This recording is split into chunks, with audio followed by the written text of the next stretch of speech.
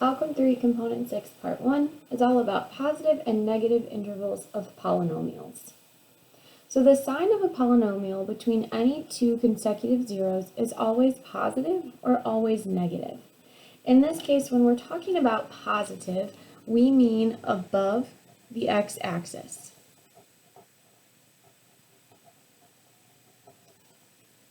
And negative means below the x-axis.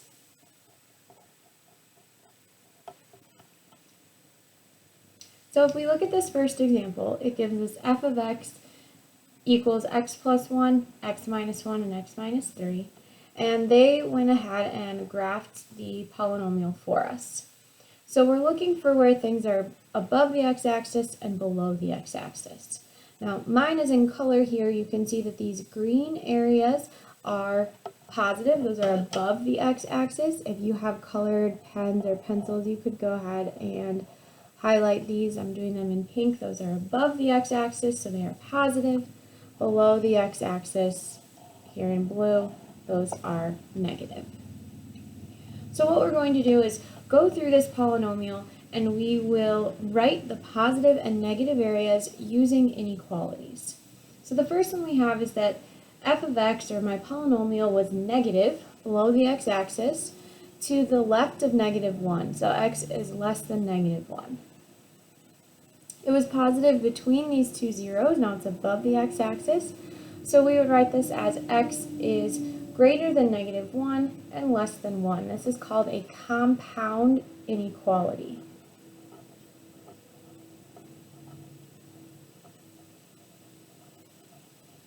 We will use these compound inequalities anytime we're writing a region that's between two x-intercepts or between two zeros. And we would just continue doing this until we have talked about all of our regions. And I do want to point out that it's not necessary for a polynomial function to change signs between each of these zeros. For example, if you look at this one down here where it gives me x plus 2 squared, notice that it's positive from 0 and then onwards to the right. But as I look on this left-hand side, it's kind of interesting because starting at this 0, it's negative. There is an x-intercept or a 0 at negative 2, but see how it doesn't go above that x-axis? It's still going to be negative in this whole area. So it doesn't have to change signs. It doesn't have to jump positive to negative or negative to positive just because there is an x-intercept there. Let's go ahead and look at example 1 where we will put this entire idea together. So they give us the polynomial here. They don't give us the equation, but they just give us the graph. And from that graph, we want to find the x-intercepts, write the positive and negative regions, and write the end behavior. So I'm going to start with finding my x-intercepts. It looks like this one is crossing the x-axis 3 times. X-intercepts always have to be written as ordered pairs. So these are at negative 2, 0, 0, 0, and positive 2, 0. Okay, the next thing that we'll do is write down our positive and negative areas. I like to start with highlighting positive and negative areas on my graph. So positive again means that we're looking above the x-axis. So I'm noticing it's above the x-axis in here, and it's above the x-axis going this way. Negative means it's below the x-axis. So it looks like from this 0 downwards, it's below, and in this area in between, it's below. Now this next step you don't necessarily need to do, but what I like to do is change this crazy curvy graph into just a flat number line. The numbers I'm going to put on my number line are my x-intercepts, and I want to go in number order from left to right. So my lowest x-intercept was at negative 2, and I'm just going to put the x value. I then had one at 0, and then one at positive 2. From here, I'm going to transfer my colors down to this number line. So it looks like I had colored pink from -2 to 0. So I'm going to color this pink as well. I know that this means positive. And then it looks like from this 2 onwards, you can think about this as an arrow. So from 2 to the arrow, it was also positive. It was negative in between 2 and 0, so I'm going to go ahead and color that in blue. That's for my negative. And from -2 on to my 0 is also negative. I think it's a little bit easier to write the inequalities from that number line. All right, so we'll go ahead and look at positive areas first. So I'm looking at my pink. There's 2 colored pink sections, both on my number line and on my graph, meaning I should have 2 inequalities written for this positive area. If I'm starting with this one that's kind of in between, because it's positive in between -2 and 0, we're going to write this as a compound inequality. So compound inequalities always have x in the middle, and we're going to put the lower number on the left-hand side. We need x to be greater than that -2. I need it to be going to the right of -2, but it's going to stop at 0, so we'll say that it's less than 0. If you always put the lower number to the left and the higher number to the right, these 2 inequality signs will always be less thans. Now the other positive area I have right here is starting at 2 and it's going to the right. This means that as I continue looking at positive areas, my numbers are going to get bigger. I'm going to have 3, 4, 5, 6, all of my numbers are getting bigger. So that means that x needs to be greater than 2. 3 would be over here, 4 would be over here, 5, and all of those numbers are greater than or bigger than 2. If you need a little hint for writing this inequality, look at this arrow. What inequality sign does that look like? It looks like a greater than sign, so this section will always be greater than. For our negative regions, we'll do the same thing, but now we're focusing on blue areas. I'm seeing 2 blue areas on my graph and on my number line. I always like to start with the compound inequalities in the middle, so I'm going to look here. Looks like it's between 0 and 2. So I'm going to put my x in the middle, my 0 and 2, and I fill in with less thans. This is saying that x needs to be greater than 0 and less than 2.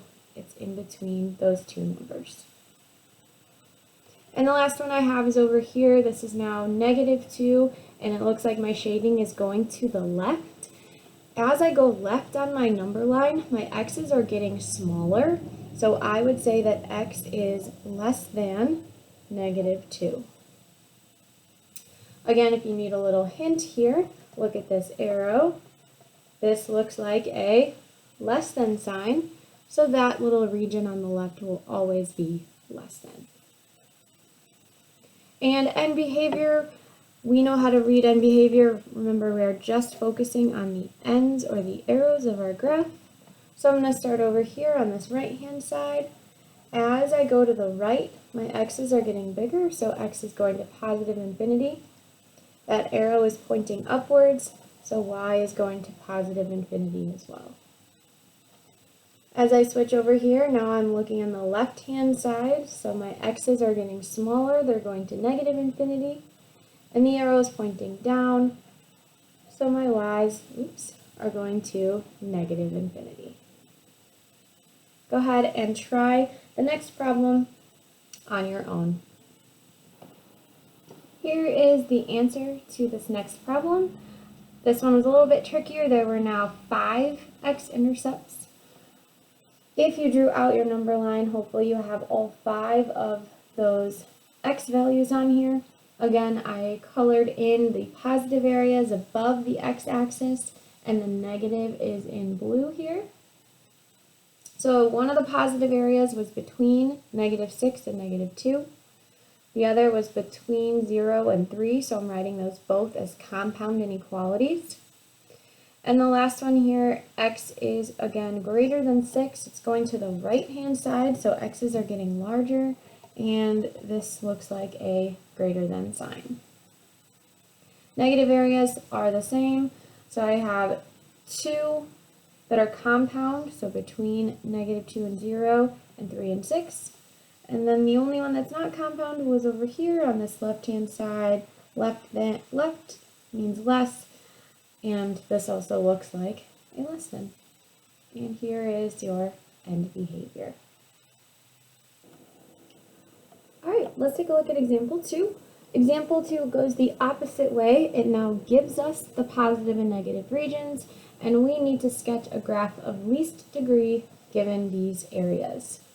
Now, hopefully you're noticing they don't give us a graph, so we are going to have to do this on our own. Let's start with creating our x and y axis. Now, they're telling me that it's positive between these, or at these two areas, x is less than -2 and x is greater than 1. The numbers that you're seeing in your regions tell you where your polynomial crosses the x-axis. So I'm going to go ahead and put a dot at -2 and at +1. So I'm going to put 2 dash marks here and a dot at -2. That way the reader can tell this is at -2. You could include a few more if you wanted. It doesn't matter as long as we can tell that this is at -2. And my other x-intercept is at +1.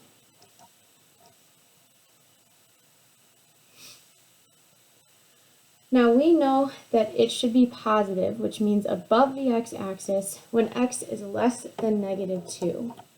So less than means I'm looking to the left. So as I look at -2 and I look to the left, so I'm looking over here, I need it to be positive or above the x-axis. So it's going to have to go up here. It's also positive when x is greater than 1. Greater than means I'm looking to the right. So starting at 1, going to the right, I need it to be above the x-axis. Negative means I'm looking below the x-axis. So it's below between -1 and, between -2 and 1. So between these two, it should go below the x-axis. Typically, when I'm doing these problems, I like to start with my compound inequalities. So I probably would have started with this -1 to 2, putting it underneath the x-axis or negative, and then you can kind of fill in knowing that this should be opposite, so it should be above. Now, one of the things it did say was least degree. This means we don't want to be adding in kind of some extra crazy curves. So we don't want you to be doing something like this. This has now increased the degree. We want the least degree possible, so no extra curves. Go ahead and take a minute to try number 2. Here is the answer for number 2. This one was slightly trickier. There were more positive and negative areas. Hopefully you started with drawing out your x and y axis and putting dots on the x-axis for your x-intercept. There should be one at -3, 0, and 5. We then needed it to be positive between -3 and 0, so that is this piece right here. It is above the x-axis. So that would have taken care of this compound inequality. I would have then looked for another compound inequality, which was right here between 0 and 5. We need it to be below the x-axis, so that is this guy. It was also below when x was less than -3, so that's left of -3. It's again below the x-axis. And positive when x is greater than 5, which means going to the right of 5. I should be above the x-axis. All right, number 3 says, which of the following graphs has the given positive and negative regions? It gives me the areas, and it gives me multiple choice this time, so it's giving me a few graphs, and I need to match which one matches these areas. Now, what I think is the easiest way is to ignore these multiple choice options. Let's just try to draw this ourselves, and then we can compare to our answers. So again, I'm starting with my x and y axis. I'm seeing -7, -3, and 4, so I know I need those numbers on my x-axis.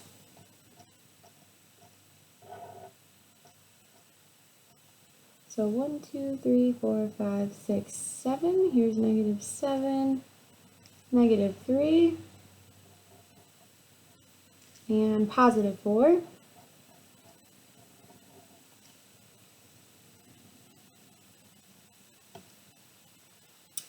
Okay, I'm going to look for those compound inequalities again, so I'm going to skip this one, I'll do that one later. I need positive or above the x-axis between -3 and 4. So between -3 and 4, I need that going above. So that's that one. Looking for another compound inequality, I see one right here. Now it's negative or below the x-axis between -7 and -3. So -7 and -3, it's got to be below. So there's that one. I'll keep looking at my negatives. So it's, again, below the x-axis when x is greater than 4. So when I'm at 4 and I am going to the right, that's what the greater than means, I need it negative or below the x-axis. And again, positive when x is less than -7. So starting at -7 and going to the left, I need it to be above the x-axis. So let's go ahead and compare our graph to our multiple choice options. Okay, this does look like it is a cubic. I know it's a cubic because it's crossing that x-axis 3 times and there's 3 movements, 1, 2, and 3.